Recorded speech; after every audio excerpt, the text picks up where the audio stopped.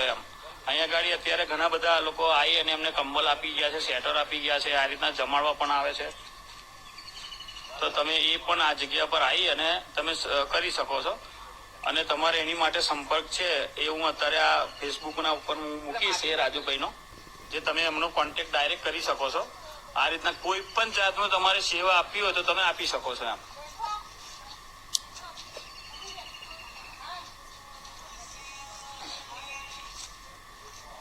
સીતારામ બાપુ પણ per day 300 વ્યક્તિને તો જમવાનું પહોંચાડે છે, જે લોકો જરૂરિયાતમંદ છે એવા, જે લોકોને રાત્રે મજૂરી ના મળી હોય ને જે જમ્યા વગર સૂતા હોય એવા લોકોને એમને પહોંચાડે છે. અને આજે અમારા ભૂખ્યા અને ભોજન ગ્રુપમાં પણ સહભાગી બને છે.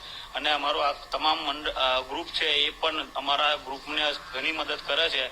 આજે આપણે બી કાલોલ ખાતે બસ સ્ટેન્ડમાં પ્રસૂતિ ગૃહ ને રેફરલ ખાતે દર શનિ રવિ ને સોમવારે જમવાનું આપવામાં આવે છે જરૂરિયાતમંદ લોકોને, જે રાત્રે જમ્યા વગર સૂતા હોય એવાને. અને સીતારામ બાપુનો બુધવાર અને શુક્રવાર પણ એમને આ સેવામાં આપેલ છે. એ શુક્ર ને બુધવારે એ જમવાનું એવા પહોંચાડે છે, બસ સ્ટેન્ડ, રેફરલ અને પ્રસૂતિ. એ સિવાય અન્ય જગ્યાઓ પણ એવા વસ્તુ કરે છે. આજે સીતારામ બાપુ આજે આ વૃદ્ધાશ્રમોમાં આવ્યા છે. જે જય બાપા સીતારામ, જય સિયારામ. આ લાલાભાઈ કહે છે કે અહીંયા રૂમોની જરૂર છે, અને ખરેખર મેં અહીં જોયું કે રૂમની જરૂરત છે જ.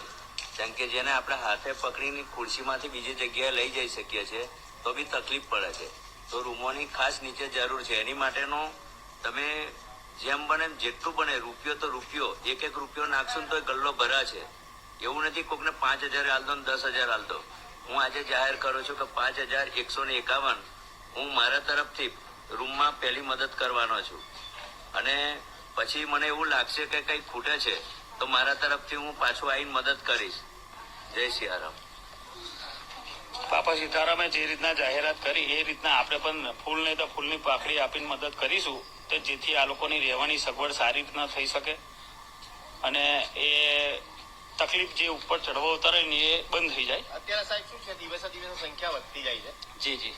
પણ આ સગવડ ન હોવાના કારણે અમુક પ્રભુજીને આપણે લઈ શકતા નથી. બરાબર. ઓ થારી જય હો, થારી જય હો, થારી જય હો પવ